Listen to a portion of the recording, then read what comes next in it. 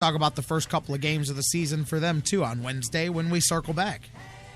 Sounds good, Derek. I look forward to doing it. All right, thank you. Dan Wismar from the Cleveland Fan. As always, you guys can tweet with them at DWismar. Man, long episode of the Sports Fix today.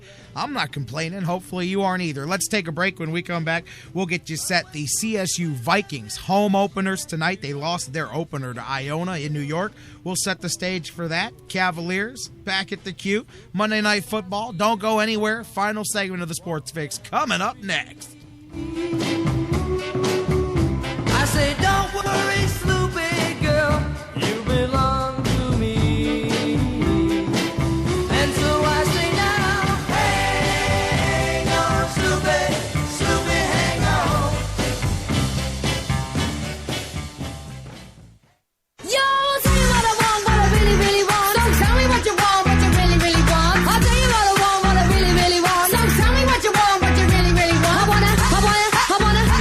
I wanna really, really, really wanna. Listen to the Sports Fix if you wanna be my lover. Let's talk about the X's and O's of family entertainment. Every parent in Ohio knows the importance of being able to draw up an activity that'll get you out of the house for a couple of hours. But it needs to be affordable. It needs to be family friendly. Above all, it needs to be fun. Now, let's talk about high school sports. Bang for your buck, school sports provide the perfect game plan for your family. You'll enjoy all of the drama and excitement competitive sports offer. You'll be supporting the future leaders of our community in a meaningful way. Best of all, you can take the entire family without breaking the bank. Heck, you won't even dent it. Now, enough chalk talk. Let's get out there and see what's playing at the high school in your community. School sports. Good for our kids, good for our community. This message presented by the Ohio High School Athletic Association and the Ohio Interscholastic Athletic Administrators Association. Whether it's an oil change or a new set of tires, Quick Lane at Valley Ford Truck has you covered for your car care needs. They're your neighborhood quick service experts. They also offer a low price tire guarantee. Choose from 13 brands, and if you find the same tires at a lower price within 30 days, Quick Lane at Valley Ford will refund the difference. 5715 Canal Road, right under the 480 bridge in Valley View. Come see why life is better in the Quick Lane. quicklane.com/Valley Ford Truck.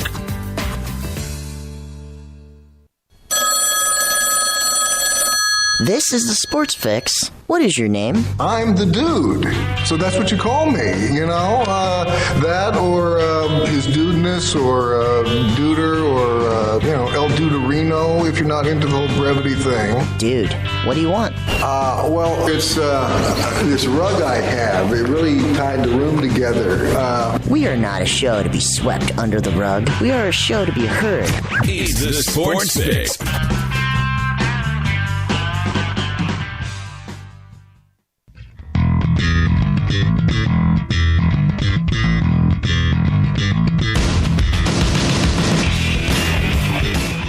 Welcome back to the edition of the Sports Fix that'll never end here live on the Sports Fix Radio Network. J-Rock back with you going on. Let's just keep going till tomorrow. No, I'm just kidding, guys. Final segment. I know we've kept this thing moving, and we've got a lot more to come tomorrow. Jeff Gorman from Indians101.com will be with us. We'll start talking about the movement. It's already begun, as a matter of fact. I see some trades going on. Jason Hayward heading to St. Louis here, traded from the Braves, a 4-team deal. Russell Martin signs with the Jays for $82 million. We'll talk about all of that, what the Indians may be up to as well. Jeff Gorman from Indians101.com in the house tomorrow. Dr. Football, Bill Checkus. We'll talk about Monday Night Football tonight. Does Pittsburgh win, put themselves back on top by a half a game in every direction? But will they put themselves temporarily back on top of the North, or will they get bit by the bug by Tennessee tonight? We'll talk about that and the DEA checking doctor bags here this weekend as Dr. Football joins us, as he always does on Tuesday. Doug Plagans, voice of the Lake Erie Monsters, will be here. Talk about a rough weekend for the Monsters. They drop them both, one in a shootout to Adirondack.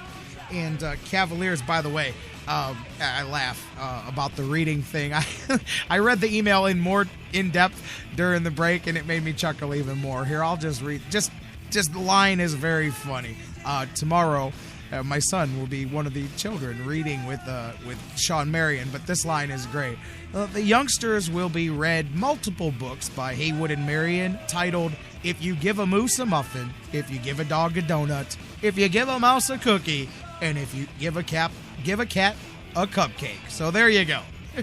I just got a kick out of the names of the story. Speaking of the Cavs, LeBron James just announced named Eastern Conference Player of the Week for the NBA record 46th time in his career, for whatever that's worth. But LeBron James named Eastern Conference Player of the Week for the week of November 10th through the 16th.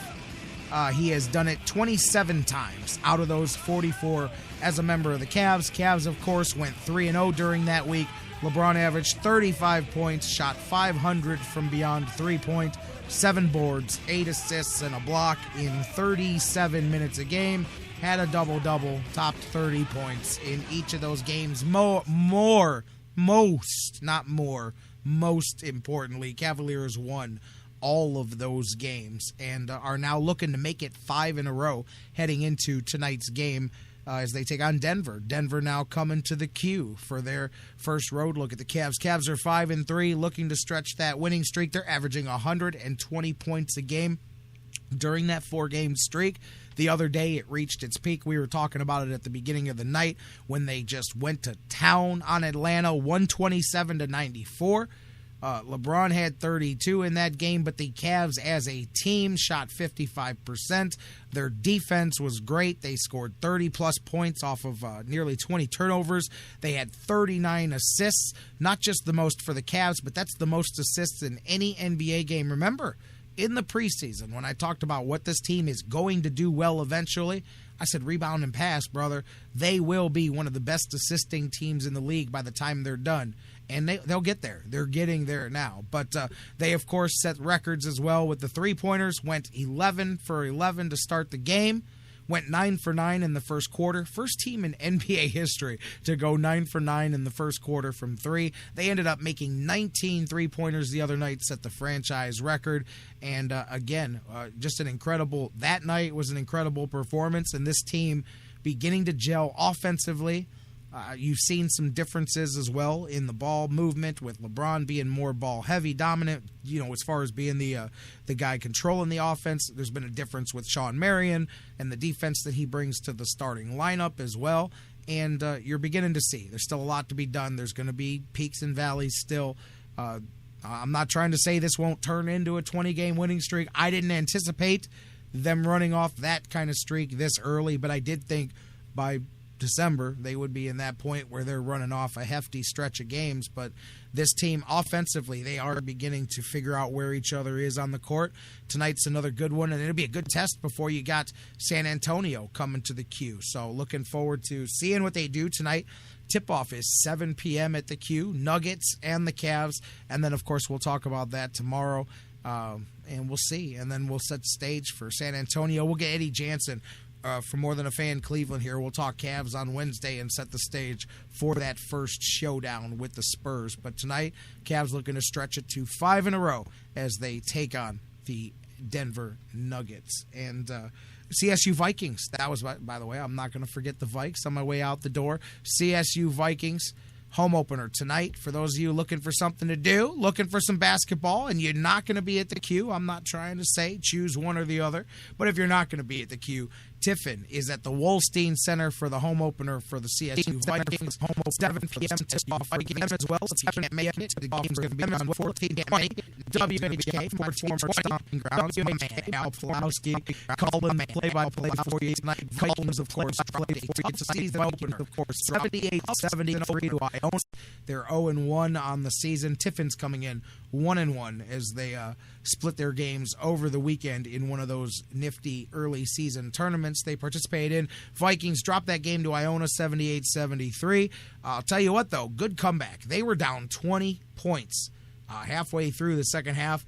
Vikes rallied. They had the lead and then were unable to sustain it, and they dropped that one. They hit 10 three-pointers. That was a calling card of theirs last year. Trey Lewis led the Vikes on Friday night, 16 points, 7 boards, 5 assists.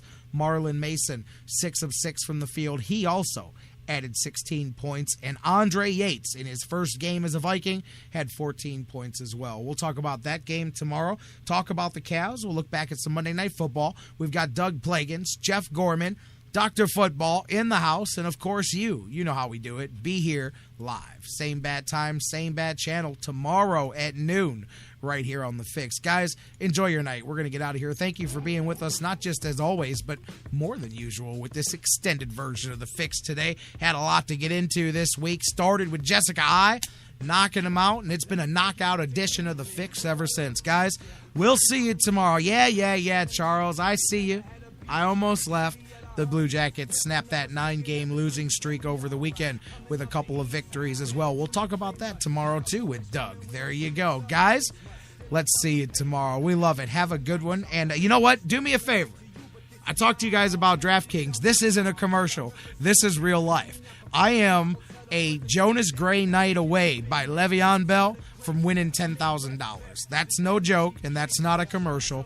I actually entered one of their tournaments and was one of the 5% of the people out of 250,000 people who drafted Mike Evans and a couple of other selections. So I am within a 60-point night for Le'Veon Bell to win $10,000.